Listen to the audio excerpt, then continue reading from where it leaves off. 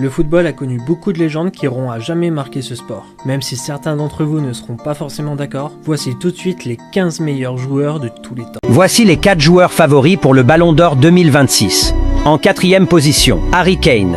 Soulier d'or de la Coupe du Monde, demi-finaliste du Mondial et champion de Bundesliga avec une très grande saison avec le Bayern Munich. En 3e position, Ousmane Dembélé, champion de Ligue 1, champion de France et champion d'Europe. Il a réalisé une excellente saison avec environ 35 buts et 16 passes décisives. Pour moi, c'est le joueur le plus complet parmi ces 4. En revanche, il est passé à côté de sa Coupe du Monde. Si la France avait remporté le Mondial, on aurait pu sérieusement penser qu'il gagnerait le Ballon d'Or. En 2e position, Lamine Yamal, champion de Liga, vainqueur de la Supercoupe d'Espagne et champion du monde. Il a réalisé une grande saison avec 25 buts et 21 passes décisives, toutes compétitions confondues, à seulement 19 ans. Malgré tout, ses performances en Coupe du Monde pourraient l'empêcher de remporter le Ballon d'Or. En première position, c'est selon moi le joueur qui mérite le plus le Ballon d'Or. Si l'on respecte les critères du trophée, il est le meilleur buteur de la Coupe du Monde. Et le Ballon d'Or est avant tout basé sur les performances individuelles ainsi que sur les récompenses remportées. À votre avis, qui est ce joueur? Écrivez son nom en commentaire et abonnez-vous. C'est pourquoi montrer ses talents lors de la présentation a été banni. Alors que montrer ses compétences dans les présentations était la façon dont les joueurs gagnaient le cœur des supporters, ces joueurs sont devenus la raison pour laquelle c'est totalement interdit en 2025. Le premier touché donne aux fans la première impression sur leur nouveau joueur. Certains joueurs le réunissent parfaitement, mais d'autres se font humilier. Dembélé est venu pour remplacer Neymar à Barcelone, mais commence à faire des choses très étranges à sa présentation. Le caméraman a zoomé sur lui comme s'il disait « Ne fais pas honte au club ». Le gars avait tellement honte qu'il a oublié quel était son pied fort. Cette star colombienne est sortie pour montrer ses compétences et est partie avec des problèmes mentaux. Il disait que Vinicius ne marque pas de but, mais qu'il a les compétences de Ronaldinho. Mais il est sorti et a commencé à se battre avec le ballon. On dirait qu'il luttait contre la gravité et la honte du public en même temps. Mais suite à ces présentations désastreuses, les clubs ont décidé de présenter les joueurs sans les spectacles de compétences pour éviter la première impression négative des fans sur leurs nouvelles joueurs. Voici les 5 joueurs les plus rapides de la planète en 2025. Numéro 5. Achraf Hakimi, PSG. Un arrière offensif qui transforme chaque contre-attaque en danger grâce à son impressionnante pointe de vitesse. Sa rapidité reste un atout majeur. Numéro 4. Darwin Núñez, Liverpool. Avançant entre puissance et rapide, il surprend souvent les défenses avec ses courses profondes et ses sprints. Numéro 3. Vinicius Junior, Real Madrid. Armé d'une puissance brute et d'une vitesse incroyable, il a atteint 39,1 km/h en match.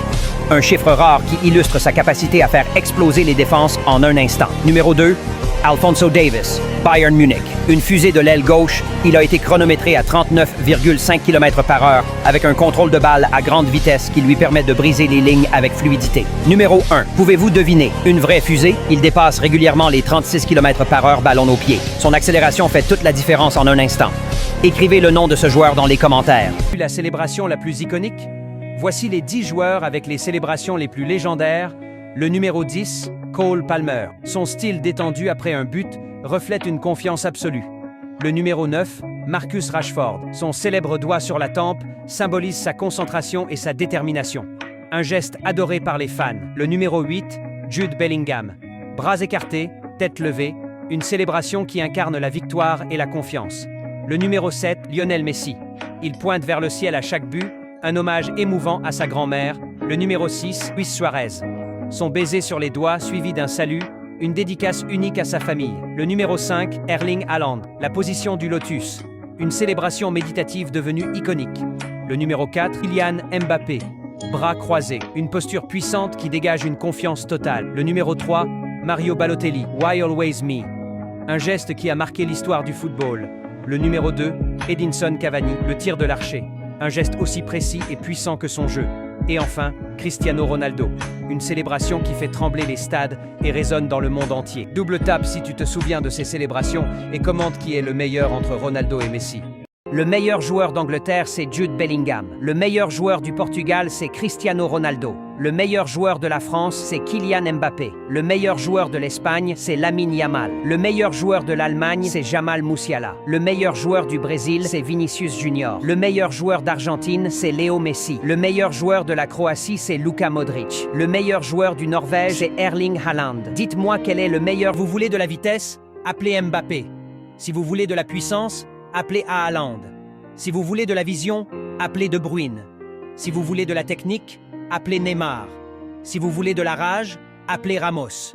Si vous voulez de la folie, appelez Balotelli. Si vous voulez de la magie, appelez Ronaldinho.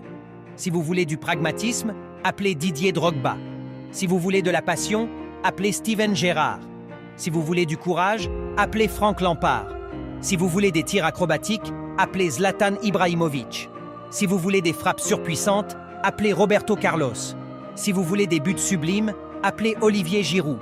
Si vous voulez de la créativité, appelez Iniesta. Si vous voulez des coups francs, appelez Juninho. Et si vous voulez tout cela, cherchez les légendes. On vous montre Messi et Ronaldo. Ils ont tous les deux 13 médailles d'or.